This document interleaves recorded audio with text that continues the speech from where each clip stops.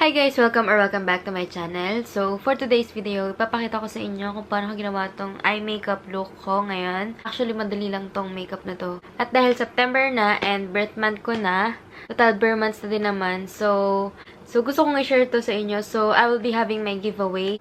I will announce the mechanics at the end of my video. So, if you guys are interested in this video, then just please keep on watching.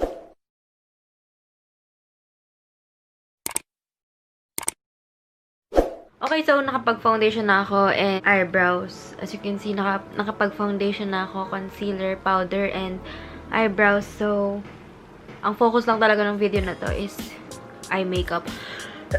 Gagamitin kong palette for this look is this Colorboard by BeautyGlazed. Ayan. Ito yung 63 colors nila. I think, 63 nga. Ayan siya. May color green, red. Red ba to? Orange, blue, and purple.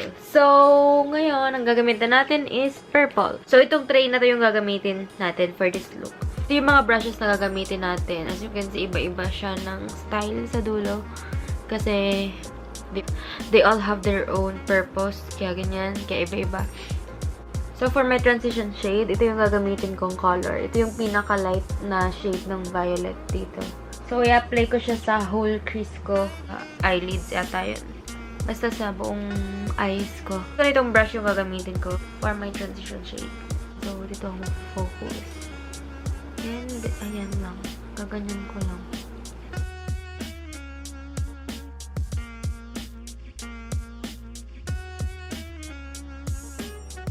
I-apply ko lang siya dito in a circular motion. Ayan. Huwag niyong masyadong bigatan yung kamay niyo para hindi masyadong harsh sa mata. Okay, so next. So, itong brush pa din na to yung gagamitin ko. Itong color na to yung ilalagay ko. Itong katabi ng light kanina. Itong medyo mas dark dun sa shade na kinuha ko kanina. Ayan. Actually, hindi dapat ganito yung brush na gagamitin nyo dito sa crease. Dapat ay yung mas fluffy pa dito. But, ayaw mag-focus. Ayaw mag-focus. Mag-focus ka. Inis na ako dito. Ayan. Hindi dapat ganyang brush yung gamit. As much as possible, dapat yung mas fluffy pa dito para mas even yung dapat mas fluffy pa dito para mas even yung pagkaka-apply. Mas magfo-focus ako dito sa may crease ko.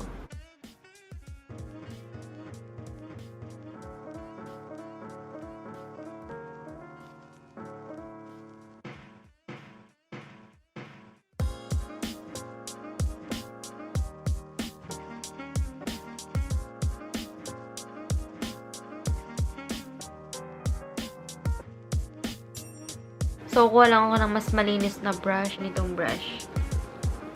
And, be-blend ko yung mga gilid para hindi mukhang harsh.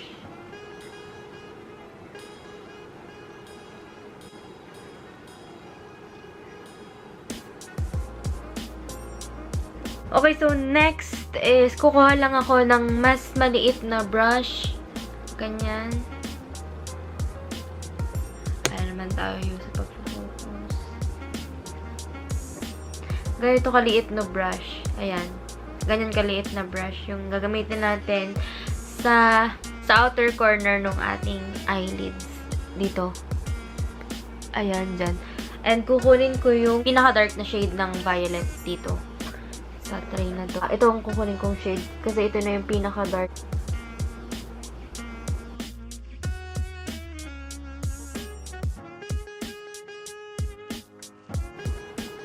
So, lalagyan ko din yung inner corner ko.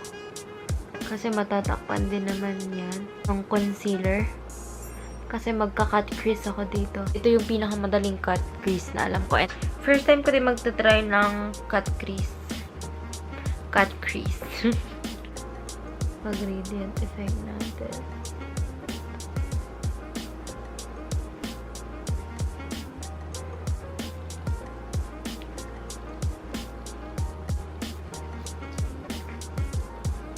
Medyo kumakalat na ako dito para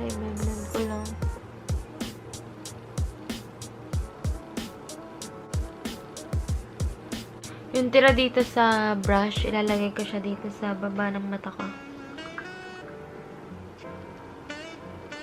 Sa lower lash line. Ayan. Tapos, i-connect ko lang siya dun sa eyeshadow sa taas. Yung gagamitin kong concealer. So, this one is from Face Lady. And ito yung gagamitin kong brush na pang-cut crease. Kinakabahan ako.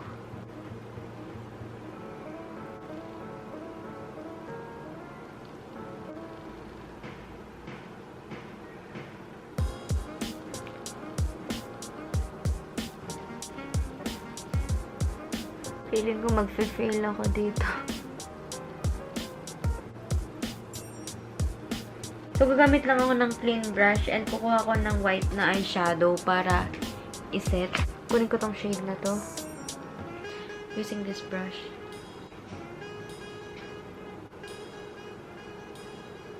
So, kukunin ko lang ulit tong brush na to. And, i-blend ko dito yung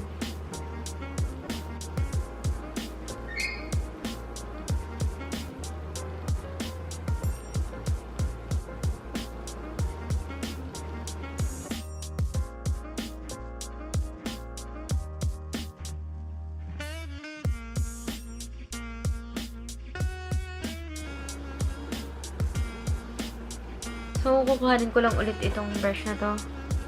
Yung ginamit ko kanina sa white eyeshadow. And ito yung gagamitin ko na pang fill-in. Kunin ko tong shade na to. Yung pinaka-light ulit. Yung kauna-unahan kong in-apply. Lalagay ko siya dito.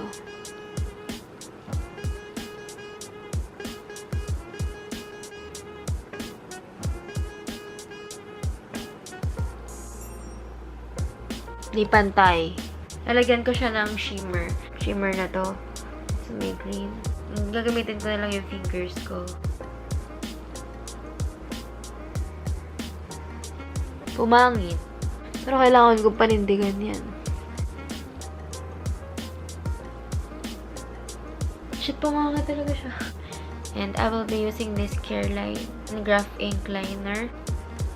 Ito yung gagamitin ko.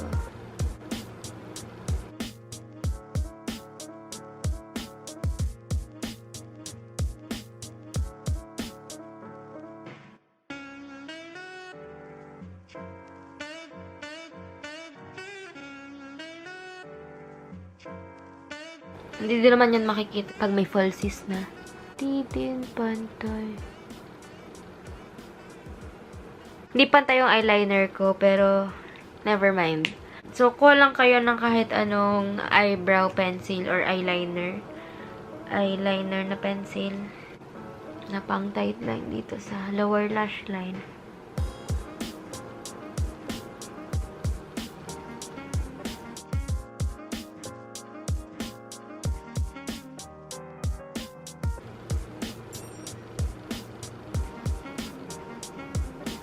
So, kuha lang ako ng falsies.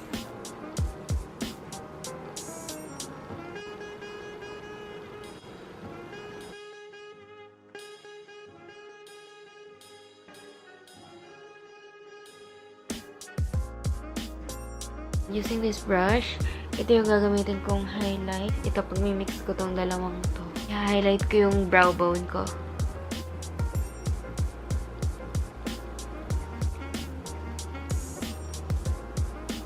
Kuha lang kayo ng pinakamaliit na brush na meron kayo. Ito yung gamit kong brush. And, i-highlight natin yung ating tear duct.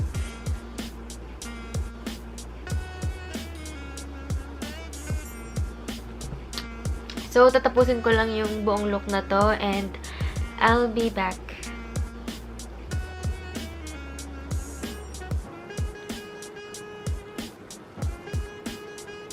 Okay, so that's all for this look. And now, it's time for giveaway. I have 3 palettes here ng BeautyGlazed Colorboard Eyeshadow Palette.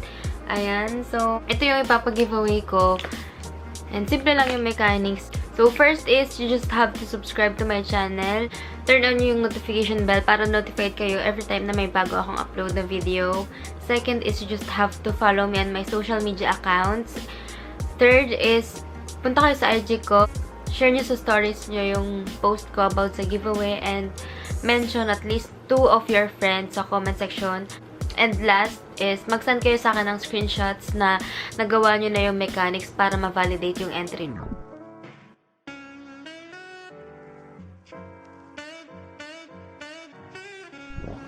So, yun lang guys. Madali lang naman. So, sali na kayo. So, that's all for this video. Thank you guys for watching. Sana nag-enjoy kayo and sumali kayo sa giveaway. Malay nyo kayo yung manalo. So, yun lang. And thank you guys for watching. See you guys in my next vlog. Bye!